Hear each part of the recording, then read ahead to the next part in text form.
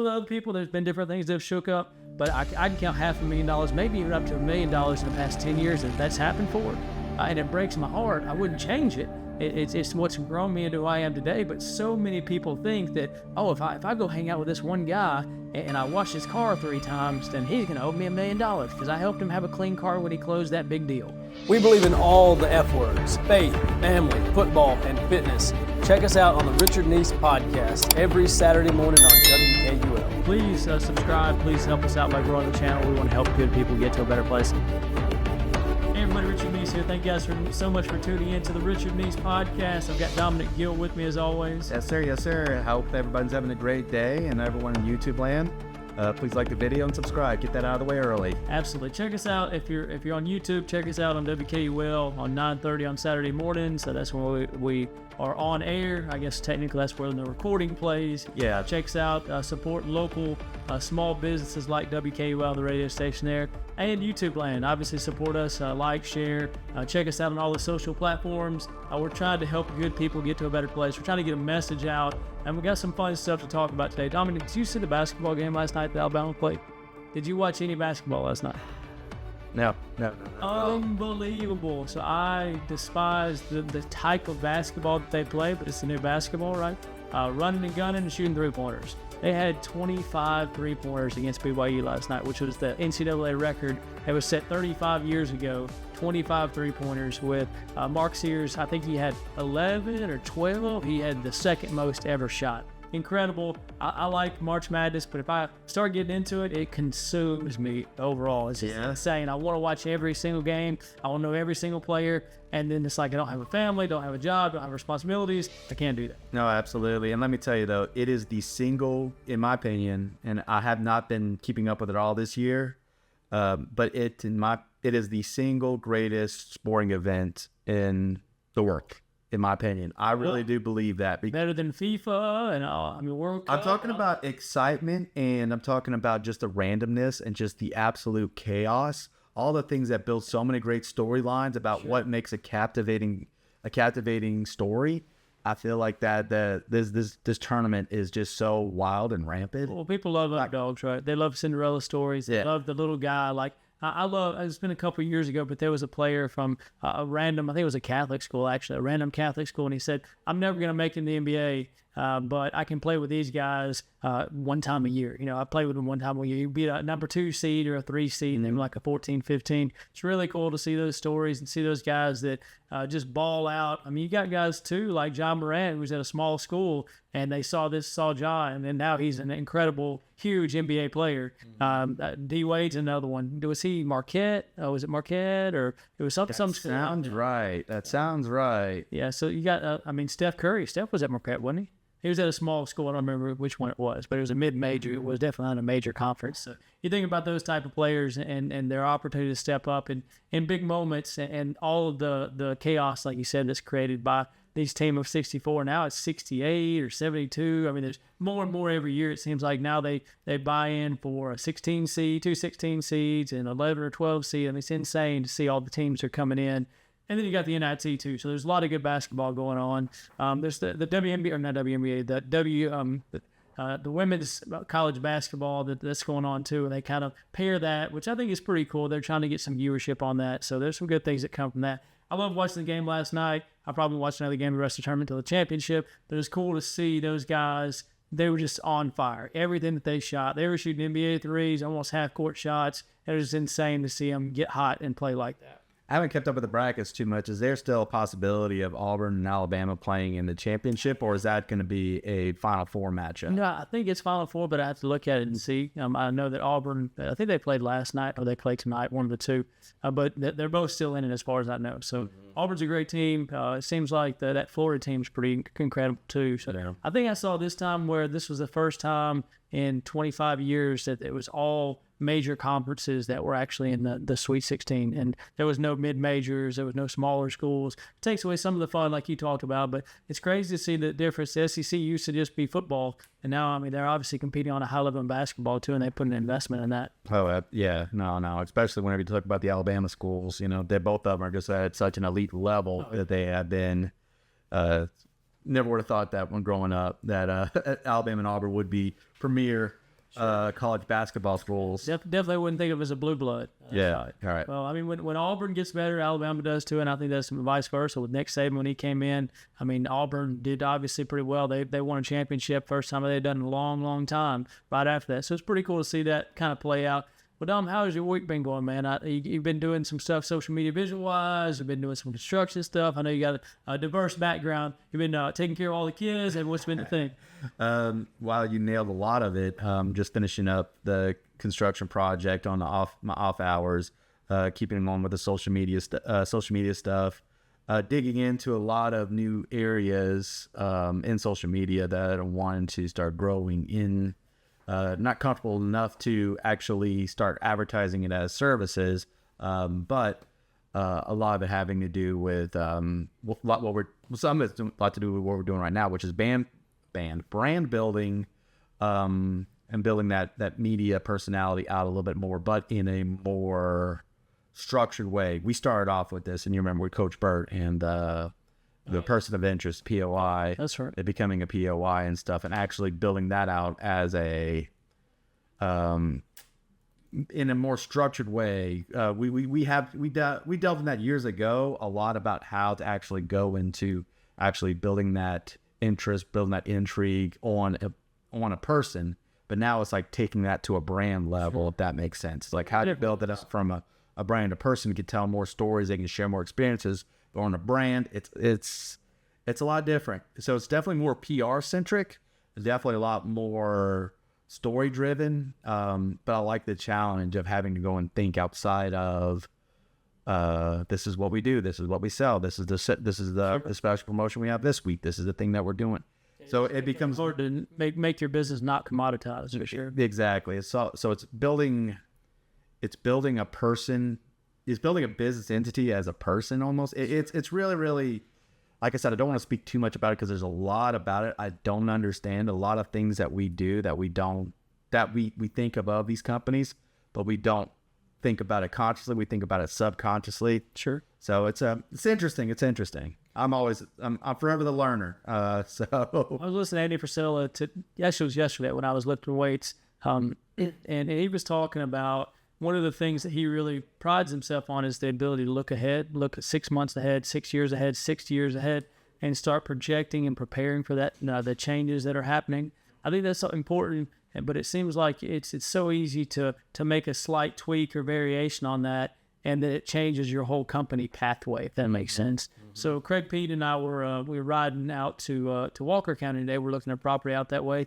Hopefully we're getting a pretty big deal on that. Big deal for us. It's going to be a 46-unit apartment complex. It's going to be a bunch of duplexes put together. So it's an opportunity for us to almost double our portfolio while also maintaining what we have going on. We're meeting some bankers out there. And on the way, every time I have a chance with Craig, he and I kind of talk about what our end goal is and what we're moving towards and what decisions we're making now and how that's influenced. And we always come back to the same thing, that we're really bad about having the tail wag the dog instead of the dog wag the tail. So we end up trying to create scenarios where our team has less hardships, less struggle, which is important as a leader. But it gets to the point where it's almost an enabling, where we protect our team so much that it changes our core company culture, and we start saying, well, we're doing these things, but they don't make sense for our bottom line or for our end goals or for anything else that we're doing. And it's like, if we're doing that, the whole point of having the company is for the employees and not necessarily for achieving a mission or for building a brand. And so it's always a conversation that we have of, are we really moving toward what we said our 5-year goal was? Are we moving towards what our 15-year goal was?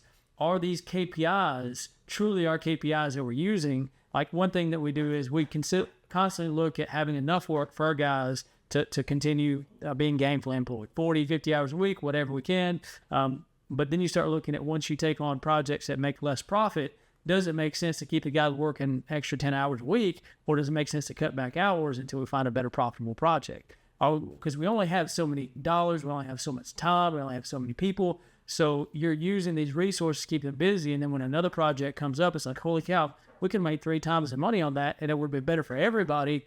But we were using a KPI of make sure our guys had 50 hours of work.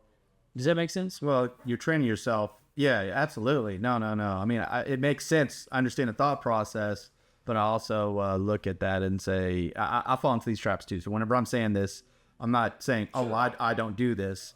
Sometimes it's a matter of when you start to put too much on yourself to make sure that your employees are busy, that you lose sight on what the overall mission is. And on top of that, you're creating a non-free thinking employee, I guess would be one way of looking at it, to where they're less resourceful. They're too busy wanting you to take care of them instead of them trying to find opportunities to make your business better, which is something that they should be doing too. If they have interest in their continued employment, they should have investment into your continued success.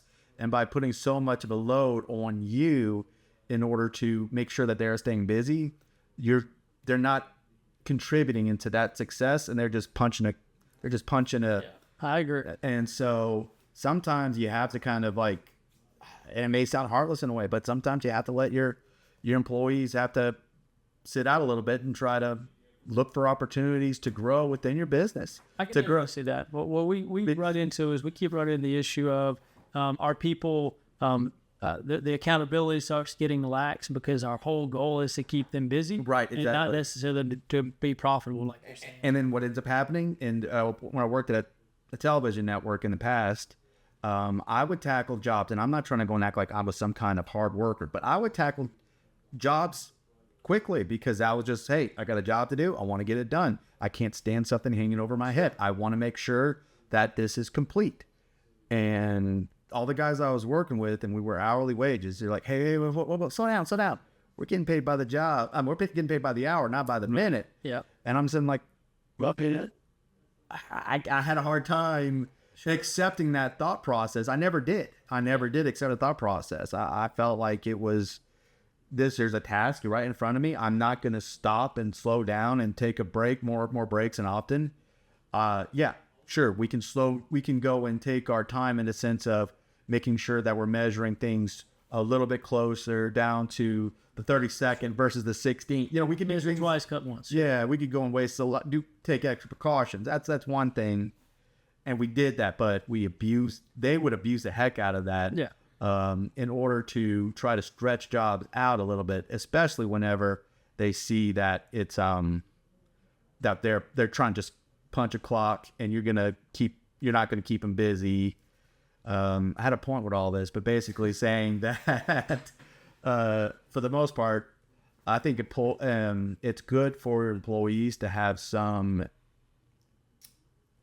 responsibilities and learning how to keep themselves busy to create more works to increase their own value, and not necessarily rely on their employers to always find stuff for them to do. They basically, I can definitely see where you're coming from on that. It just makes them lazy and less vested with you, and it's almost like, well, you owe me to keep me. It definitely can create entitlement. I think what we realized was that the things that we thought our guys wanted, they didn't necessarily want. Like for a long time, we thought our guys, they were away from their families. We got some guys that are on H-2B visas. We got some guys that are local too.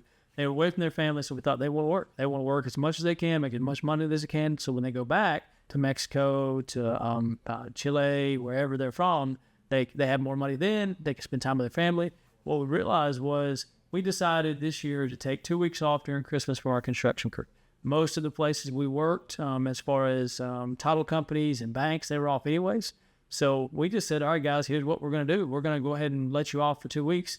They were so excited about that. They wanted that. They didn't want to work all these extra hours. They were doing it because they thought we wanted that. And what it helped us realize was we had to have better communication across the board. We had to see what they actually want. And so we have some guys that want to work overtime. We have some guys that don't. And so by having that clear communication, we can see we were putting extra stresses on ourselves that didn't have to be there because we thought the employees wanted something. So understanding from the top to the bottom where the company's going and having a clear goal, that's what Craig and I always try and do at least once a week, if not more than that. We're always talking about always staying focused because you have tons of opportunities. The more money you have in your bank account, the more credits you have, the more people you know, the more opportunities you have. And you can make money in all of those things, but there is an opportunity cost. You can only put so much time and energy into certain things. You only have so much time and energy in the day. So understanding what the most profitable thing is going to be for you, not just financially, but also personally. If you don't work through those things, then you're gonna burn out, and you're gonna have so many people wanting, and then eventually you're gonna have 3 or 4 of those things failing at the same time, and it's gonna hurt the rest of your businesses. And that's what we've seen as a serial entrepreneur. I feel that deep in my bones that you can't take on every opportunity. You have to understand what lane you're in and build off of that and fill that pitcher, and then you start filling up other cups after that. Does that make sense? Absolutely. And now one of the things I've always looked at was it's got to fall in line with your interests. A lot of people will misplace interest with passion, the word passion. That's right. But I believe that interest builds passion, and so people feel passionate about something based on their interest. But it has to initially perk that interest for a sustainable amount of time. So you just not because, hey, I casually enjoy basketball. I'm not going to go and invest in an NBA team because I casually enjoy basketball. It's got to be something that aligns with something I'm built for, that I have a deep understanding of in some level. It doesn't have to be ins and out, but I do have an understanding of how that works, that I'm wired towards, that I'm built towards. So for instance, like you, we had this conversation many times. You think more in terms of structure and checks and balances, and everything's got to have a proper place. You're very, very organized in the way things are done and accomplished, because it makes sense on paper. Sure. Whereas where I work more in the creative sphere and in more of the technical world of how does something work? I have more curiosities when it comes down to behind the scenes of things like that. So I'm less suited for something that's going to provide me to do a lot of managerial type of work. That if some investment means I invest in an accounting company, it's something like that. I'm not gonna. It could be the best opportunity in the world, and I may get excited about it because of the opportunity, but because I don't have a certain level of understanding about it, it's not going to be a good fit for me. Just because I have the opportunity to do that. Sure. Well, then that makes me think more and more. So we have a team, and we have, fortunately, just like everybody else, you have ebb and flow. You have people come, you have people go. And so I'm continually thinking about what level of investment in my people is appropriate for certain time frames, for certain people. It's always a challenge for me because most of the time what I see is loyalty is something that I value greatly, but it's not something that you get a return on immediately. So if you're loyal, you and I, or if you work for me, I work for you, and we show loyalty on the front end, that doesn't mean that in 6 weeks, I'm going to give you $1 million. It means that loyalty builds, and then after so much time, after opportunity is created, then the investment is paid back. And I try to invest in my people on a regular basis, but I see too often that some of my team members, my employees, they try and cash in on that investment pretty early.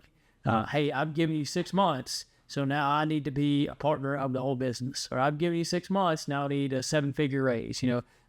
Being exaggerating on that, but it feels like that oftentimes, even though their skills may not have increased, the value they have brought may not have increased at all. But the loyalty there, I did this during this time, so now I deserve a check. I deserve this. Well, and with loyalty in a sense, and I'm not trying to disagree with your process on it all, but loyalty comes from someone buying in, not necessarily somebody being bought.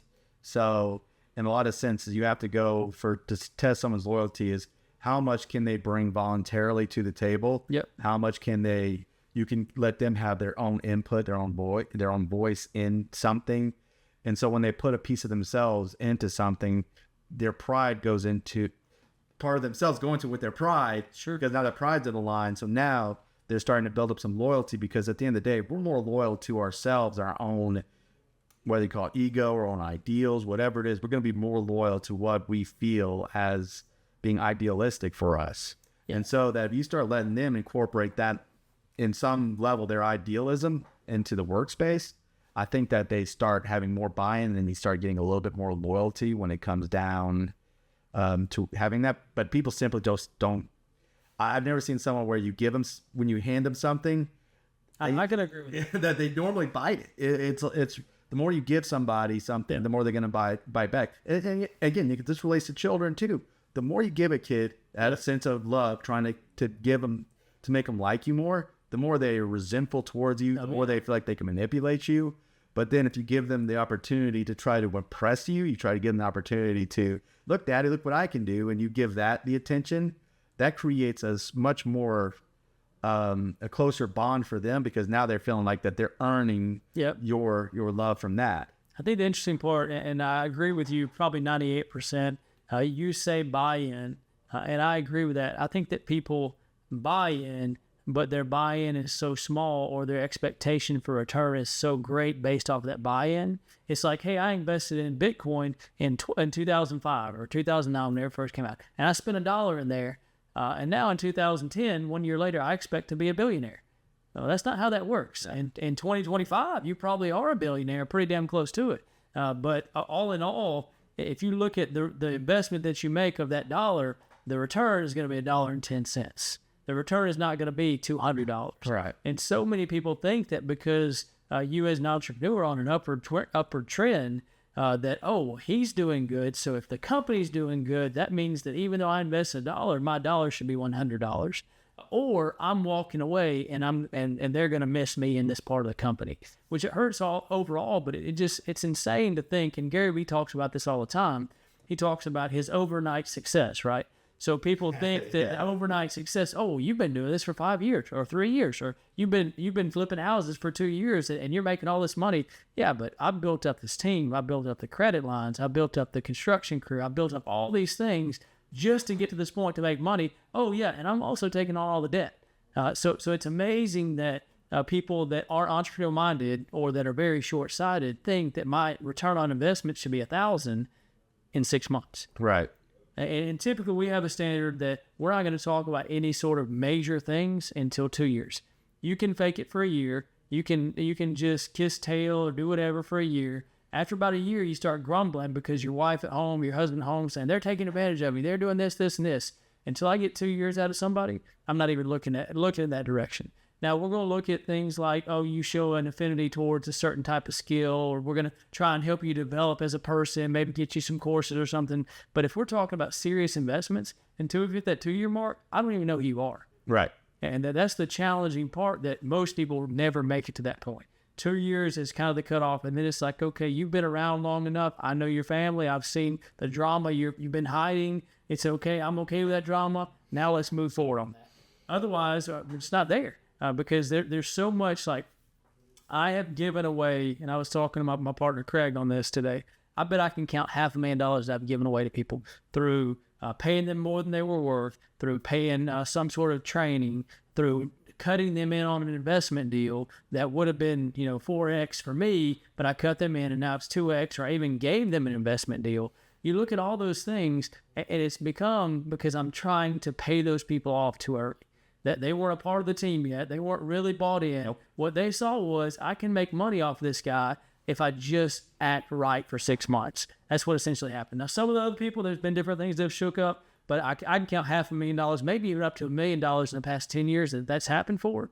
And it breaks my heart. I wouldn't change it. It's what's grown me into who I am today. But so many people think that, oh, if I go hang out with this one guy and I wash his car 3 times, then he's going to owe me $1 million because I helped him have a clean car when he closed that big deal. Well, how much other things do you have to do to get that big deal? Let's look at all of this stuff. And Dominic, you can tell probably better than anybody that I'm happy to give the shirt off my back to somebody. I'm happy to give to my community, but I'm sick and tired of people expecting a handout for doing what is it? Having $1 million wish list and a $10 work ethic or something like that. I heard something like that. Mm-hmm. It just makes me sick. I think about the hours that I've worked, that you've worked. I think about the sacrifices my kids have made. And for anybody to expect to be handed something because they can do a certain thing, a widget, they can build a widget, they can do a certain software. Okay, well, that's great. Go do it yourself and make $1 million.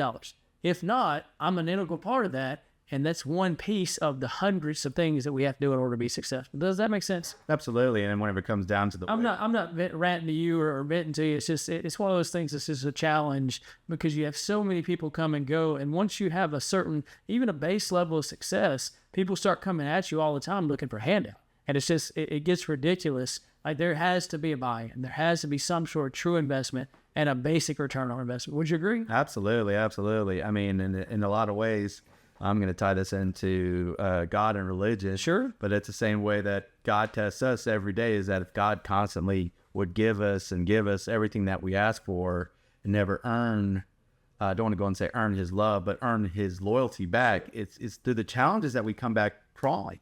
It's through those challenges. So in a lot of ways, when you make stuff too easy and too convenient, in a sense of you're not doing it to harm these people, you're looking out for their best interest, and you're trying to invest in their success by giving them opportunities that you wish you would have had. Really, I was right there with you when we were there. Trying to go and earn those opportunities. I felt like that. Looked like some realtors things would come easy to, but you had to work 5 times harder. You had to do 30 open houses in a month just to keep up with other agents out there. I had to go and put out hundreds of videos to get millions of views to keep up with it too. It's felt like that every single time that you work hard to accomplish something, that you appreciate people who invested back in you, and by that appreciation, you want to invest in them and say, you know what, I wish I'd had this because I would have took advantage of it. That's right. I would have done something. But the fact is that people don't look at it that way. They look at it as like, well, I gave you a little bit. You gave me something. You know what? How much more can you give me now? Yep. Whenever it's like we busted our asses to get withdrawal. We literally was like, I remember how many times we'd be at eating somewheres or at my house, whatever, brainstorming some ways of how can we grow out this real estate thing? How can we make it big? And just that, oh my gosh, just 12-hour days that we'd be just sitting there just trying to plan stuff out, trying to make stuff work. And neither one of us got paid to do that stuff, just coming up with ideas. We were just trying to work at it. So we both do the same thing with that. I mean, I'm having similar issues right now. It's like I'm investing in somebody, and instead of being, thank you so much for helping me, giving me these opportunities, it's almost like, Oh yeah. And it's like, I would have killed to have the opportunities that you were handing me. And believe me, that person I would have been completely bought into. But would I have been? If you, maybe it's because of the struggle. Maybe it's because I had to do so much independently that made me want to get better, to always try to achieve more, and always talk about being forever the student or always a learner. That I'm constantly hungry, trying to learn to do better in everything that I'm doing. I'm not always the best at it, but I'm constantly trying to level up. I'm always trying to level up. I'm never done. I'm not done. But if you don't see that, and again, I'm talking to myself when I'm saying this too, maybe you got to see that commitment out of them to see how much are they willing to invest in themselves to make your life better. Yes. You've already invested in their life to make their life better. All right, your turn. Yeah, how you can invest back in me? Do you want this to keep going on? I think you're right with that, Dom. And it's just a challenge because you want to... I'm sorry I got heated a little bit. It just brought back a lot of stuff. On the same page. What it comes down to is that for me, I'm not patient. So I'm going to go out and make it happen. And I expect people to be on my timelines. Even some of the best people that I've worked with, you, Craig, people like that, certain seasons work right for us to work together. And when you see that, when you see it start playing out, it's like, holy cow, maybe I just rush through this and they'll come back around. I try and leave that door open, but it's a challenge because you just constantly see people that maybe they don't see it as them having their hands out, but it takes 2 years to make money off an investment. That's it. It takes time. If you invest in a house, you're not going to see a return for a long time unless it's a quick fix and flip. So you start looking at the wealth and how wealth is gained. It's over time. And nobody wants to wait that time. Everybody wants it now. They want their cake, and they want to have their cake and eat it too. So, Dom, we're coming up on the end of the radio segment. Thanks for coming on and talking with me today. Just like always, I think we hit some good topics. I know people are struggling with some of the same things we have. We want to help good people get to a better place. We want to help you be a better business person. I want to really get some real estate in next time. Talk about some different strategies, some cool stuff that we've done, that you've done with your family and with me, and vice versa, what we've done at our construction crews. Maybe we get some real estate. I think about a real estate attorney before long. Maybe bring them on so we can talk about some stuff. Of course, they'll just tell us a bunch of legalese anyway. Yes, yeah, they're going to be careful about that. So how does everybody find us one time before we get off here? Yes, find us at the Richard Neese Podcast on YouTube, on TikTok, on Instagram, and on Facebook. TikTok's still doing relatively well. It's a pretty active community on there. So join us on that community on there and actually see some of the hate that we get for speaking our minds and our belief system. So it's real interesting. It's real fun. Well, and they're entitled to their opinions. So Yeah. it is what it is. Keep feeding us. Keep feeding us. That's right. Keep bumping up our algorithms. Thank you guys so much for listening on WKUL. We hope that you're checking out the YouTube video too, the YouTube channel. We got plenty of episodes on there now. If you have topics you want to hear about, if you have a guest you want us to bring on an interview to talk about current events, to talk about business, talk about money, to talk about faith, family, we're happy to do that. Just check us out, like, subscribe, and hope you guys have a good day.